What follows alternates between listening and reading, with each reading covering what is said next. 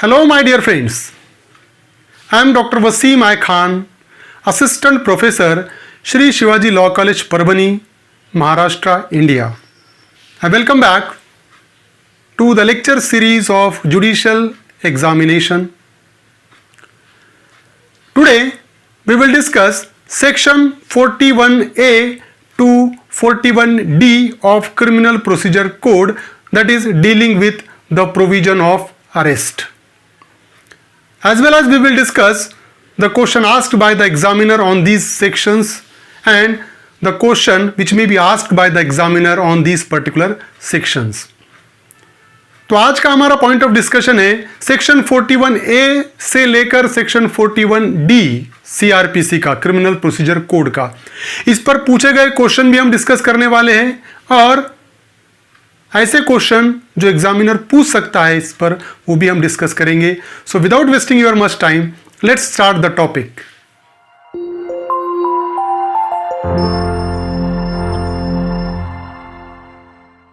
Section 41A to 41D of Criminal Procedure Code that deals with the concept of arrest.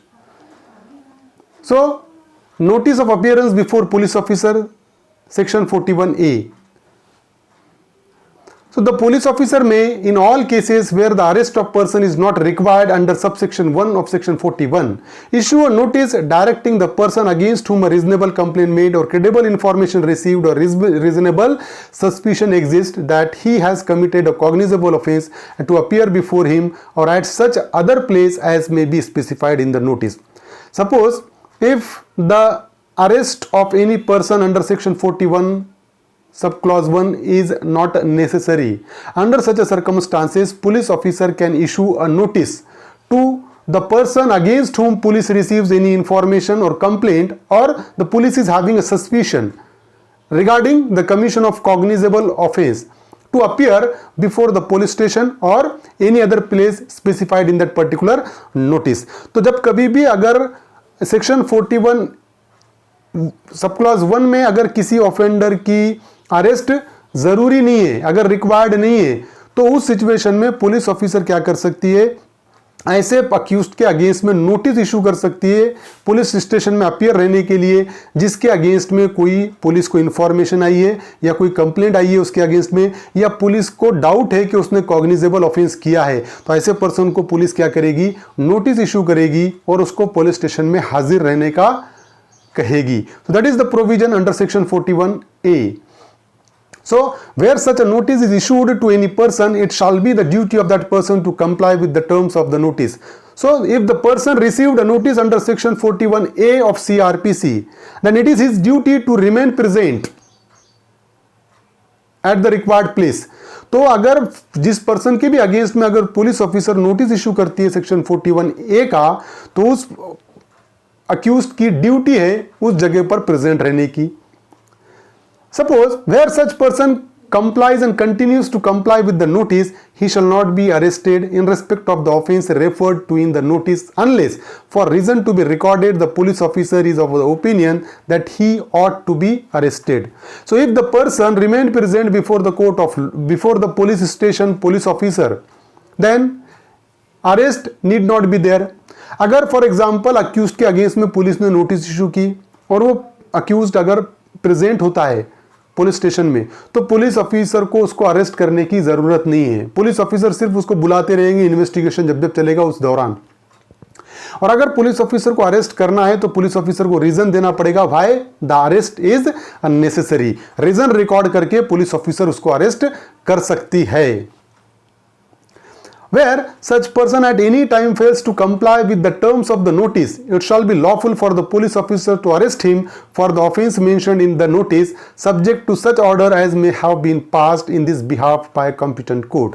Suppose if the accused fails to comply the requirement of notice, notice issue की गई accused को police station में present रहने के लिए, और अगर वो प्रेजेंट नहीं होता है पुलिस स्टेशन में, तो उस सिचुएशन में पुलिस ऑफिसर ऐसे पर्सन को, ऐसे अक्यूज्ड को अरेस्ट कर सकते हैं subject to such order as may have been passed in by a competent court.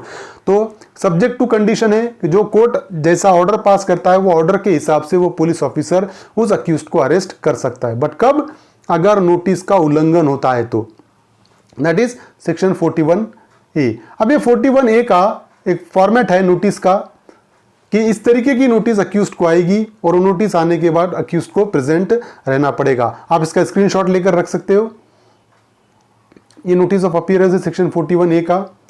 Now section 41B, procedure of arrest and duty of police officer making arrest. Section 41B में procedure बताया arrest का और person की duty बताया जो arrest कर रहा है उसकी।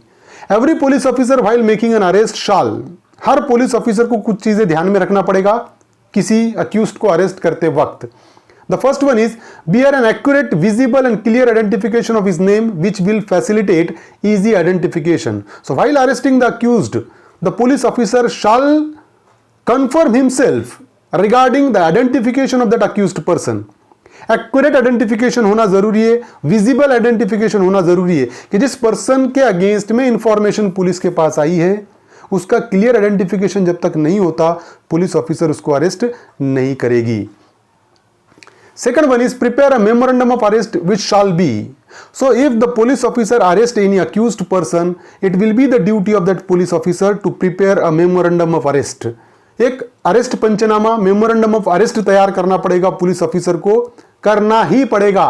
शाल का वर्ड यूज करने वाला है यहां पर। It is the duty of police officer to prepare a memorandum of arrest which shall be attested by at least one witness who is a member of the family of a person arrested or a respectable member of the locality where the arrest is made, and such memorandum of arrest shall be attested by at least one witness who may be a member of family member of that accused or who may be a respectable member of that particular society, that particular locality where the arrest is made। तो पहला है कि जब memorandum of arrest तैयार करेगी police officer तो उस memorandum of arrest पे एटलीस्ट एक विटनेस की सिग्नेचर होना जरूरी है, और वो विटनेस एक तो उस अक्यूज्ड के फैमिली में से रहेगा या अगर फैमिली मेंबर नहीं है तो उस लोकेलिटी का कोई रिस्पेक्टेबल मेंबर रहेगा, एज अ विटनेस वो अपीयर होगा और वो अटेस्ट करेगा उसके मेमोरेंडम ऑफ अरेस्ट को। Second one is countersigned by the person arrested,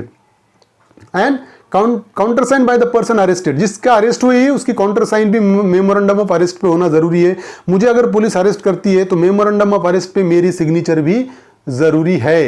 then next one is inform the person arrested unless the memorandum is attested by a member of his family that he has a right to have a relative or a friend named by him to be informed of his arrest. Suppose if the memorandum of arrest is not signed by the family member of accused, then under such a circumstances it will be the duty of police officer to inform the accused that you are having a right to inform your relative or your friend about your arrest। क्या situation है कि अगर memorandum of arrest को family member अगर attest नहीं करता है तो पुलिस ऑफिसर की ड्यूटी रहेगी अक्यूज्ड को इन्फॉर्म करने की कि आपके अरेस्ट के बारे में आप आपके फैमिली मेंबर को या आपके फ्रेंड को या रिलेटिव को बता सकते हो। आपको बताना है तो हम उनको बताएंगे। That is the duty of police officer. Police officer को यह करना ही पड़ेगा, पुलिस ऑफिसर बाईपास नहीं कर सकते इस प्रोसीजर को। कंटिन्यू करते हैं हम section 41B। Memorandum of arrest shall contain name, age and address of accused. तो मेमोरेंडम ऑफ अरेस्ट में रहेगा अक्यूज्ड का नाम, उसका एड्रेस, उसकी age. Second one is date, time and place of arrest. किस टाइम पे किस जगह से उस अक्यूज्ड को अरेस्ट किया गया है ये मेमोरेंडम ऑफ अरेस्ट में आएगा। Next one is name of police station, कि कौन से पुलिस स्टेशन में उसको लिया गया है या कौन से पुलिस स्टेशन ने उसको अरेस्ट किया है। नेम ऑफ पुलिस स्टेशन भी आना जरूरी है मेमोरेंडम ऑफ अरेस्ट पे। Fourth one is name and designation of arresting officer, किस पुलिस ऑफिसर ने अरेस्ट किया है उसका नाम और उसका डेजिग्नेशन मेमोरेंडम ऑफ अरेस्ट पे रहेगा। Next one is name and sign of witness and arrested person. Memorandum arrest पे जिस पर्सन को अरेस्ट किया गया उसका नाम और सिग्नेचर प्लस विटनेस का नाम और सिग्नेचर भी रहेगा। Next one is name of court where produced, कौन से कोर्ट में उसको प्रोड्यूस किया गया है, कौन से कोर्ट में उसको प्रोड्यूस किया जाना है, ये भी मेमोरेंडम ऑफ अरेस्ट में उसको मेंशन करना जरूरी है। Date and time of production in court, कौन से डेट में या कौन से टाइम में उसको कोर्ट में प्रोड्यूस किया गया या करने वाले है, that also included in the memorandum of arrest. Now section 41C, control room at district. Specifically, section 41C of the CRPC sets out the following three mandatory requirement. तो तीन mandatory requirement है section 41C में. First one is state government must establish police control room at the state level and in each district. So it will be the duty of state government to establish a police control room at the state level and in each district. तो state government क्या करेगा, हर state में और हर district में police control room establish करेगा. Second one is state government must ensure that notice board outside each district PCR displace. Police control room के बाहर हर district में स्टेट गवर्नमेंट की ड्यूटी है कि वो इंश्योर करे, इसकी खातरी करे कि वो जो पुलिस कंट्रोल रूम है उसके बाहर नोटिस बोर्ड डिस्प्ले किया हुआ है या नहीं है. Third one is name and address of arrested person and the name and designation of the officer who made the arrest. अब वो डिस्प्ले नोटिस बोर्ड जो है, जो डिस्प्ले किया हुआ है, उस पर क्या रहेगा information, name and address of arrested person, कि कौन से पर्सन को अरेस्ट किया गया, उसका नाम और एड्रेस, प्लस कौन से ऑफिसर ने उसको अरेस्ट किया है, ये मेंशन करेंगे वो नोटिस बोर्ड पे. Third one is the police control room at the state police headquarters must regularly collect the details of arrested person and the nature of the offense with which they are charged and maintain a database for the information of the general public. तो जो police control room है state at the state police headquarter, जो state police headquarter पे है, उसकी duty है कि database तैयार करे वो किससे रिलेटेड, कि कौन से पर्सन को अरेस्ट किया गया, कौन से हेडक्वार्टर पे है और किस पुलिस ऑफिसर ने अरेस्ट किया, इसकी पूरी इंफॉर्मेशन कलेक्ट करेगा. स्टेट पुलिस हेडक्वार्टर पूरे डिस्ट्रिक्ट, हर डिस्ट्रिक्ट से इंफॉर्मेशन कलेक्ट करेगा और उसका एक डेटाबेस तैयार करेगा. That is the provision under section 41C. Now section 41D, right of arrested persons to meet an advocate of his choice during interrogation. So section 41D provides one of the right to arrested person, के right है arrested person का कि वो interrogation के दौरान, जब police उस particular accused को इंट्रोगेट करे, उसके दौरान वो अपने एडवोकेट से मिल सकता है. Not through out the interrogation, मतलब इंट्रोगेशन अगर फॉर एग्जांपल 2 दिन चला, 2 दिन वो एडवोकेट के साथ ही रहेगा, ऐसा बिल्कुल भी नहीं है. बट उस इंट्रोगेशन के दौरान कभी भी अक्यूज्ड को राइट है वो अपने एडवोकेट से मिल सकता है. That right is provided by virtue of section 41D to accused person. Now probable question, इस सेक्शन 41A टू 41D पे प्रोबेबल क्वेश्चन जो एग्जामिनर पूछ सकता है, मध्य प्रदेश जुडिशियल एग्जामिनेशन 2018 में पूछा गया क्वेश्चन है, और वो क्वेश्चन ये है, procedure of arrest and duties of police officer making arrest is provided in section dash dash of criminal procedure code. Section 41B, section 41A, section 41D, section 41C. तो section 41A बताता है, अब अगर हम देखें यहां पर, तो यहां पर है section 41A notice of appearance before the police officer. Section 41B है procedure of arrest and duty of police officer making arrest. C है control room at district and D है right of arrested persons to meet an advocate of his choice during interrogation. तो question था कि procedure of arrest and duties of police officer making arrest is provided in section dash dash. So 41B is a correct answer. Section 41B correct answer है, क्योंकि section 41B में ही बताया वाला है कि ड्यूटी क्या है पुलिस ऑफिसर की अरेस्ट करते वक्त. Now probable question, who can issue notice of appearance under section 41A of criminal procedure code 1973? magistrate, police officer, both of the above, none of the above. मतलब section 41A में कौन notice issue कर सकता है? तो अगर हम देखें कि सेक्शन 41A बोलता है द पुलिस ऑफिसर में इशू अ नोटिस, तो कौन इशू कर रहा है नोटिस? सेक्शन 41A का नोटिस इशू करता है police officer. The correct answer is second, police officer. Now another probable question, section 41B of criminal procedure code 1973 provides. section 41B क्या provide करता है? memorandum of arrest, notice to accused by police officer, summons by magistrate, none of the above. अगर हम देखें कि section 41B क्या provide कर रहा है, तो section 41B सब clause B क्या बताता है? it will be the duty of police officer to prepare a memorandum of arrest. तो सेक्शन 41B बात कर रहा है memorandum of arrest की. So the correct answer is first, memorandum of arrest.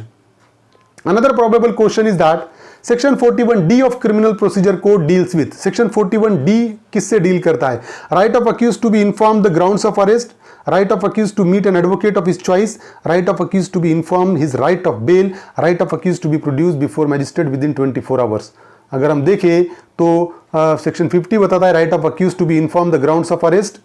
Section 41D ये बताता है right of accused to meet an advocate of his choice.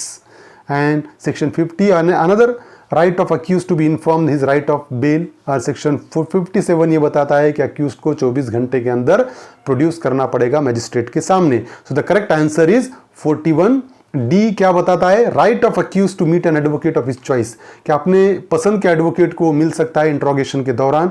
That right is provided under section 41D of criminal procedure code. So these are 4 section which we have discussed, section 41A to 41D. I hope you understand this topic, and if you understand this topic, please subscribe my channel, hit the notification button, hit the like button, and share this video with your friends. Thank you very much.